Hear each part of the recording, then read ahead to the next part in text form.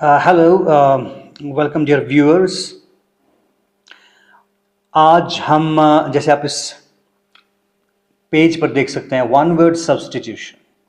One word substitution हम देखेंगे, कुछ मीनिंग्स देखेंगे, वोकैबुलरी देखेंगे हम, ताकि अपनी लैंग्वेज में हम वोकैबुलरी ऐड कर सकें। Certain words, will discuss certain words. यहाँ पर मैंने लिखे हैं these are 10 one word substitutions, which means we are going to learn 10 words of English language. The very first one is concluding part of literary work. Concluding part of a literary work. आप कोई book लिखते हैं, किसी writer की कोई book होती है, कोई भी किताब होती है, तो उसका जो concluding part होता है, उसमें लास्ट का जो पार्ट होता है, concluding part of a literary work, उसको हम क्या कहेंगे? That is called, here we have epilogue. That is epilogue, उसको हम एपिलॉग कहेंगे। Okay, you can see that is epilogue, उसको हम एपिलॉग कहेंगे। Then we have a short stay at a place. आप कहीं जाते हैं और शॉर्ट स्टे करते हैं, मुख्तसर टाइम के लिए आप वहां पर रुकते हैं। What will be call that? A short stay at a place, फिर कोई भी जगह हो, दैट इज sojourn। ठीक है, sojourn, शॉर्ट स्टे को आप sojourn कहेंगे। Then moving to the next one, one who abstains from intoxicants. अगर आप ऐसे इंसान हैं जो इंटॉक्सिकेंट्स नहीं लेते हैं, कोई भी इंटॉक्सिकेंट, कोई भी इंटॉक्सिकेंट आप नहीं लेते हैं, आप अपने आप को अपने इंटॉक्सिकेंट से दूर रखा है या दूर रखते हैं, ऐसे शख्स को हम क्या कहेंगे? टीटोटलर, टीटोटलर, टीटोटलर, टीटोटलर। Okay, then we have that which is not likely to happen, which is not likely to happen। कोई ऐसी चीज होती है जहां आपको काफी हद तक अंदेशा होता है, काफी हद तक ये पॉसिबिलिटी होती है, जो आप जानते हैं कि ये चीज होने वाली नहीं है, which is not likely to happen। ऐसी चीज, कोई ऐसा काम जिसका इम्कान ही नहीं है कि ये काम हो सकता है, या ये चीज हो सकती है, ये बात हो सकती है, ऐसी चीज को हम क्या कहेंगे? which is not likely to happen, that is what? improbable, that is called improbable। okay, that is उसको हम improbable कहेंगे। then moving to the next one, which is very interesting, that which cannot be heard, that which cannot be heard। कोई ऐसा शख्स, कोई ऐसी चीज जिसको आप जो हर्ट नहीं होता है, जिसको किसी चीज का दुख नहीं होता है, जिसको किसी चीज की तकलीफ नहीं पहुंचती है और आप पहुंचा भी नहीं सकते हैं, ऐसे को क्या कहेंगे? It is what? It is invulnerable, invulnerable, invulnerable. ऐसा इंसान जिसको आप हर्ट नहीं कर सकते हैं, जो हर्ट नहीं होता है किसी की बात से, किसी के एक्शन से, किसी की कोई और चीज से, जो शख्स हर्ट नहीं होता है, one who cannot be hurt, one who is not hurt, that person is called invulnerable। very simple, invulnerable।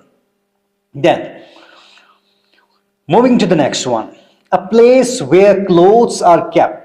ऐसी जगह जहां पर आप कपड़े रखते हैं। a place where clothes are kept, clothes are kept। मैंने एक वीडियो बनाई है, आप ये देख सकते हैं, clothes, CLOTHES, clothes। एक clothes होता है CLOTHS, clothes। Okay, clothes। Difference cloth versus clothes में क्या डिफरेंस है, मैंने इस पर एक वीडियो भी बनाई है, आप वो देख सकते हैं मेरे यूट्यूब चैनल पर। तो यहां पर लेकिन है वन वर्ड सब्स्टिट्यूशन हम डिस्कस कर रहे हैं, and it is what? A place, ऐसी जगह को, वेयर क्लोथ्स आर केप्ट, जहां पर आप अपने क्लोथ्स रखते हैं, स्टोर करके रखते हैं, ऐसी जगह को हम क्या कहते हैं? वेरी सिंपल और बहुत कॉमन है, wardrobe. Okay, that place is called wardrobe. याद रहे कि इसको हम गलत प्रोनाउंस भी करते हैं। Most of the people pronounce this word very wrongly, they pronounce it very wrong, and how do they pronounce? कुछ लोग इसको कहते हैं वार्डरोब। यहाँ बी है, BE है, हम F लगाते हैं अपनी प्रोनाउंसिएशन में, हम वार्डरोब कहते हैं। It is not wardrobe, it is wardrobe, it is BE।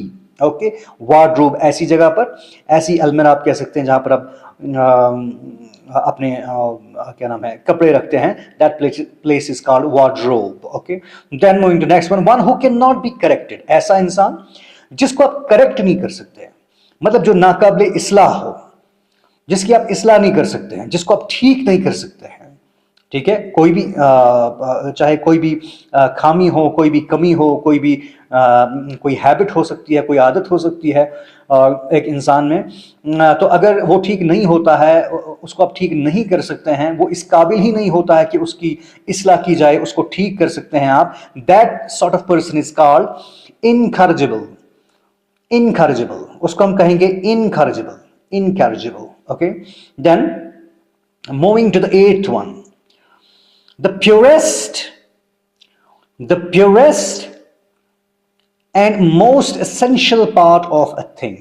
कोई भी चीज आप लेते हैं, कोई भी चीज है, whatever it is, उस चीज का मोस्ट एसेंशियल पार्ट, ये कुछ भी हो सकता है। Suppose it is your speech, आप स्पीच करते हैं, उस स्पीच का कोई पार्ट, बिगिनिंग या एंड, बड़ा ही एसेंशियल, बड़ा ही इंपॉर्टेंट और बड़ा purest in its own kind हो सकता है। ठीक है, उस पार्ट को, the purest and most essential part of a thing, उसको हम क्या कहेंगे? Very interesting, it is क्विंटेसेंस।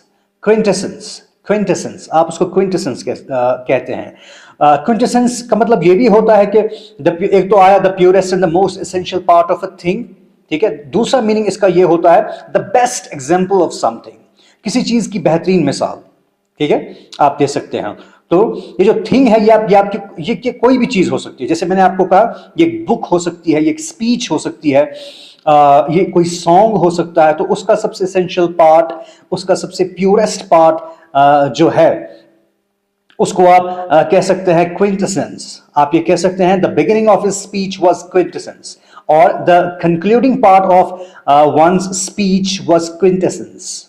ठीक है, कंक्लूडिंग पार्ट जो इनकी स्पीच का था, it was very essential, it is very important. Then the 9th one is a comparison that is out of place.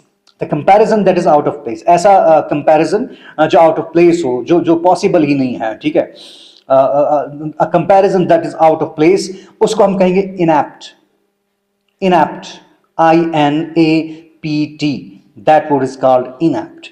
then the last one is one who is not easily pleased। ऐसा शख्स जिसको आप आसानी से खुश नहीं कर सकते हैं, आसानी से खुश नहीं होता है और ना आप कर सकते हैं।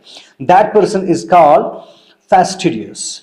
fastidious, ऐसा इंसान जो आसानी से खुश नहीं हो सकता है। ठीक है, जिसको आप आसानी से प्लीज नहीं कर सकते हैं। So that person is called fastidious. तो 10 वर्ड्स, दीज आर 10 वर्ड्स जो हमारी वोकैबुलरी में आज ही ऐड हो सकते हैं। अगर आप ये वीडियो देख रहे होंगे, अगर आप ये इस वीडियो को अच्छे से देखेंगे, इनको देखेंगे और देखने के बाद आपने इनको अपने सेंटेंसेस में यूज करना है। जितना ज्यादा आप इनको यूज करेंगे, आपका एक पैराग्राफ बनेगा, आपकी वोकैबुलरी जो है वो भी इंक्रीज हो जाएगी। तो जितना ज्यादा आप इनको यूज करेंगे अपनी राइटिंग में, तो कोशिश करिए अपनी राइटिंग में आज ही से इनको यूज करना, ताकि ये आपको भूले ना। ये एक तरीका होता है याद रखने का, किसी भी चीज को, आपकी वोकैबुलरी हो, आपका कुछ और हो। स्पेशली अगर आप वोकैबुलरी की बात करते हैं, लैंग्वेज की बात करते हैं, तो जितना ज्यादा आप यूज करेंगे, लिखेंगे, पढ़ेंगे, बोलेंगे, उतना ज्यादा आपको ये याद रहेगा। So it was all about one word substitution. Thank you.